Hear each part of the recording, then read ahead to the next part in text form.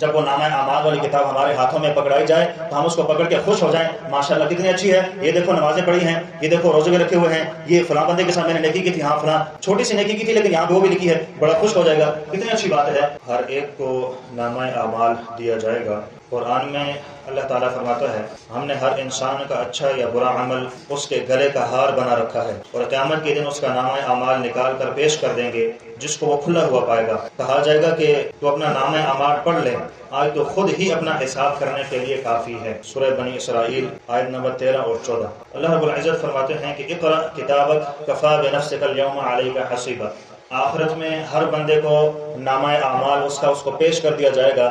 ऐसी किताब की शक्ल में दे दिया जाएगा कि ये पकड़ो और खुद अपने नामा अमाल को पढ़ो। हमने दुनिया के अंदर जितने भी अमल किए हैं खुद अपनी आंखों से हम उसको देखें, फिर इंसान क्या कहेगा, मा लिहाज़ल किताब ला युगादिरु सगीरा वला कबीरा इल्ला अहसाहा। इस किताब को क्या हो गया, ये कैसी अजीब किस्म की किताब है कि ना तो इसने कोई छोटी बात छोड़ी है ना कोई बड़ी बात छोड़ी है। वो तो मैं ऐसे ही जा रहा था, मेरे तो जहन में भी नहीं था, वो लिखा हुआ केले का छिलका आपने फेंक दिया था, फिर उसकी वजह से फलां बंदे को तकलीफ पहुंची है। यार ये तो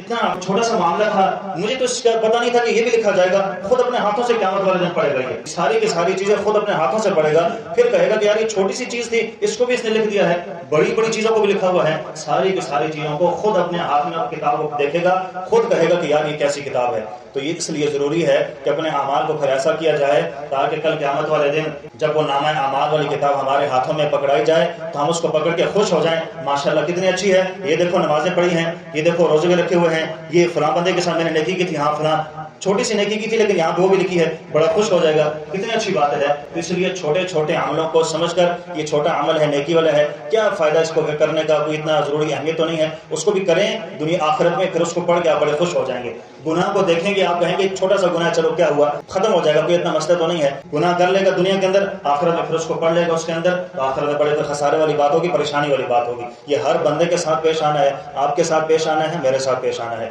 इसीलिए जरूरी है कि अपने नामे अमाल को ठीक रखें, गुनाह हो जाए तौबा करें, अल्लाह ताला से माफी मांगे, इस्तिगफार करें, ताकि वो जो गुनाह मुझसे हो गया था इस किताब के अंदर लिखा हुआ ना हो, उस नामा अमाल की किताब के अंदर से मिटाना है अपने गुनाहों को, चाहे वो किस किस्म का भी गुनाह है, छोटा है बड़ा है, अपने नामा अमाल से उन गुनाहों को मिटाना है ताकि कल क़यामत वाले दिन आंख में आए नामा अमाल तो शर्मिंदगी ना हो, फिर हम सबको दिखाएं, यूं